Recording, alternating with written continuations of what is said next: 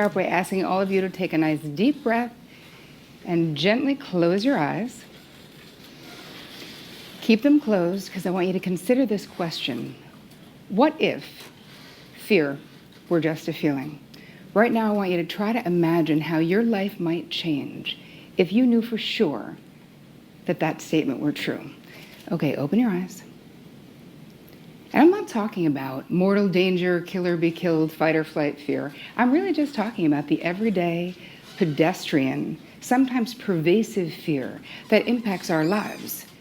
So think about it. All the decisions that you make on a daily basis, how many of them are driven by fear? Time spent projecting fearfully into the future, ruminating about the past, worrying about what other people think about you. These are all ways that your fear mind, or your mafia mind, as I like to call it, might just be running your life and keeping it small. But it's possible for you to actually recognize that fearful thought or that limiting belief before it dictates your actions. You have a choice. And you having a conscious knowledge of that choice is the key to being free from psychological fear. So all of my life, the way that I dealt with anything that I was afraid of, I just considered myself fearless, right? So I had this persistent and annoying fear of heights that really got on my nerves. And so I took up the trapeze to just crush it, right? Because my only strategy was just shock and awe. That's all I knew how to do when it came to fear. It was just get it, you know? And I only learned when I became a psychotherapist that actually forcing yourself to do things that you fear is actually called being counterphobic. And it's not nearly as sexy as being like a fearless badass, which is what I thought it was, probably more accurate.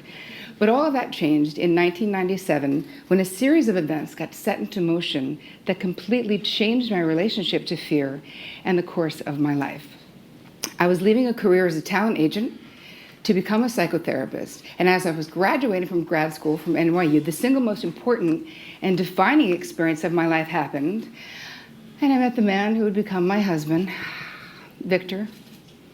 And nothing would ever be the same again. So Vic was a widower whose young wife, Donna, had died of cervical cancer when she was 29 years old, leaving him with a 5, a 3, and a 9-month-old. And by the time I came on the scene, those cute, sweet, cozy little boys were now angry, acting out teenagers losing their minds. And they all lived in this huge, rambling Victorian house in beautiful Elizabeth, New Jersey. Sounds good, right? Don't you want that? I didn't care. I was so in love. Vic could have had 22 teenagers, and I would have been like, excellent. What's the problem? Bring it. Let's do it. So I hired a man with a van, and I moved from the Upper West Side of Manhattan to my new home.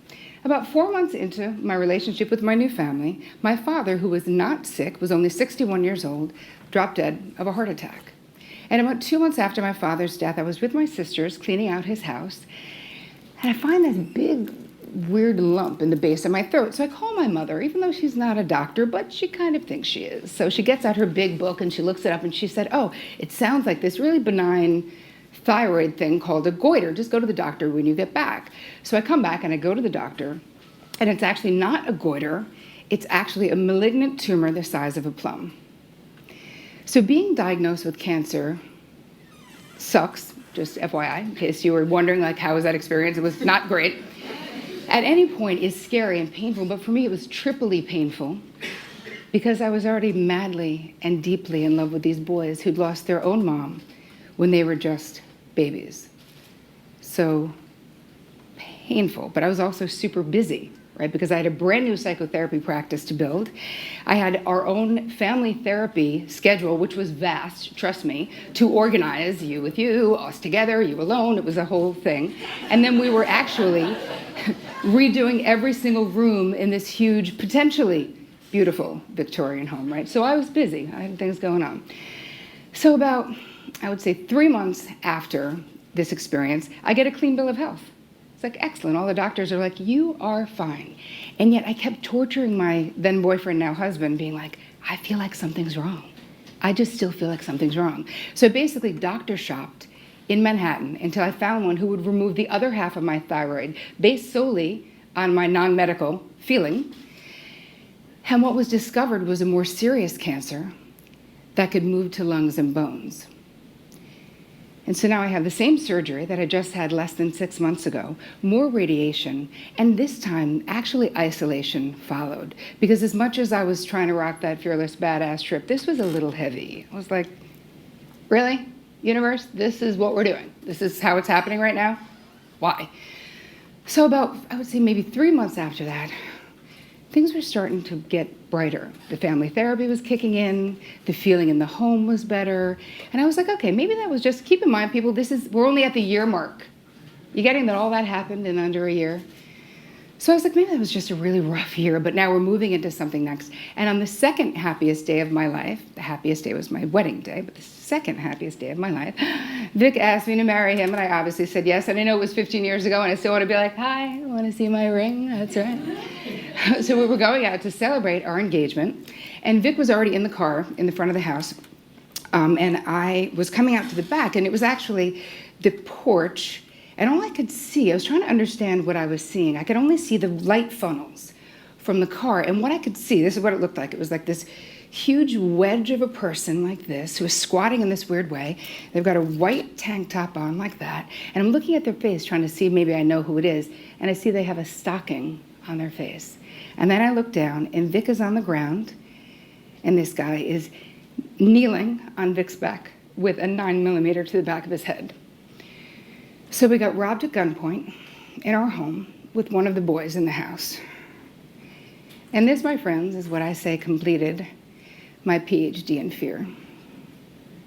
Because I went from being pretty fearless to now being afraid all the time. And although the therapist in me knew I was having a traumatic response, the human in me was incensed. I was so pissed that I was afraid to be alone in my own house. I couldn't stop running that visual of what could have happened. I had waited my entire life for this man, this family, my man. And in a moment, hi, people, it was perfect. No stretch marks, right? This was like perfect. And in a moment, it could all have just been ripped away. It was just brutal. So I knew I had to figure it out because I knew that there was no way that I was going to live the life that I was meant to live, right? Rock my dharma, be of service, if fear continued to dictate my mind and my actions. And I knew nobody else could. So it was in that moment that I dedicated myself to really decoding that mind-body connection to fear. And I spent the next 15 years in my busy private practice, really researching this with my clients, and in the trenches of my own therapeutic process, and learned how to teach my clients and my students how to kick the crap out of their fear mind. So I got about 4 things that I want to tell you today that I know for sure about fear. Fear is a feeling most of the time. And this is great news, right? Because you change your feelings all of the time. Unless you live in an active war zone, the fear that you feel on a daily basis is a feeling inspired by a fearful thought about something that might happen in the future, right? You can change your mind, which will change your feelings, which will change your behavior and your life. You have the power to do that. Fear can also be a really wise teacher, and you know what? It's completely unavoidable. So if you are in mortal danger, your fight or flight kicks in so you can fight or flee and save yourself. And trust me, if someone has a 9mm to the back of your head, fear is a super adaptive response, right? But most of us walk around as if someone has a gun to our head all the time, and they don't. And what you lose by living in that heightened state of fear is your ability to make conscious choices in your life. You know what? Your mafia mind, as I like to call it, your fear mind, is a bully.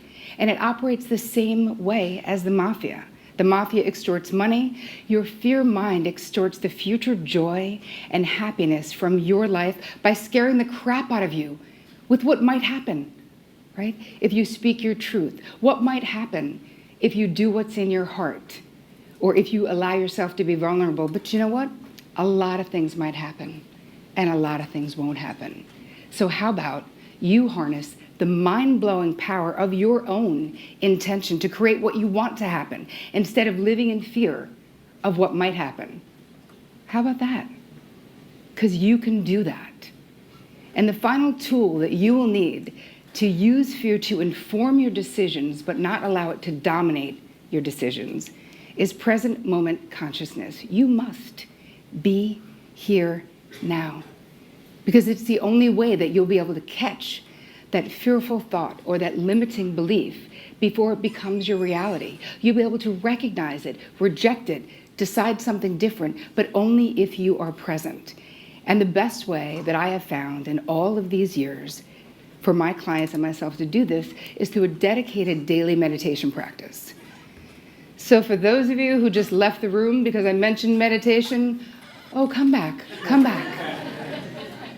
If you have a butt and a couch, you are a meditator, my friend. You do not need to be Deepak Chopra or a Buddhist monk to rock an effective practice. And it's those daily moments in stillness and silence that will buy you reaction time in your waking life.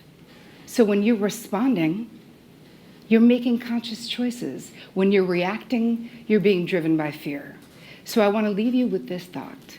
I have no doubt that you have the power to literally rock your choice, to choose something better, which will liberate you from the mental fear, the mental prison that fear creates. Because you, my friends, deserve to live fearless and free. Thank you.